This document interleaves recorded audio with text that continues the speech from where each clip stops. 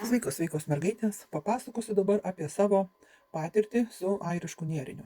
Sugalvojau aš nunerti kardiganą. Taigi paėmiau, man kaip atrodė, labai daug siūlų, bobiną tokią visą turėjau ir pradėjau nerti motyvus, tokius elementus. Įvairias gėlytes, įvairias kriauklytes, įvairius šniurelius, įvairias lenktas detalės ir primesgus jau gan nemažai tų detalių, pradėjau dėlioti jas ant iškarpos ir pradėjau jungti jas į vieną bendrą visumą, į vieną nėrinį. Kadangi tai dariau pirmą kartą, tai visą laiką pirmas blynas būna prisvilęs ir aš kai juos jungiau, tas junginys man pasirodė nekoks. Ir aš va čia rodau, labai gerai nuotraukai matosi, viršuje yra tas pirmas būdas, kaip jungiau, o apačioje, matote, yra kitas. Apatinis tinklelis daug gražiau atrodo negu viršutinis.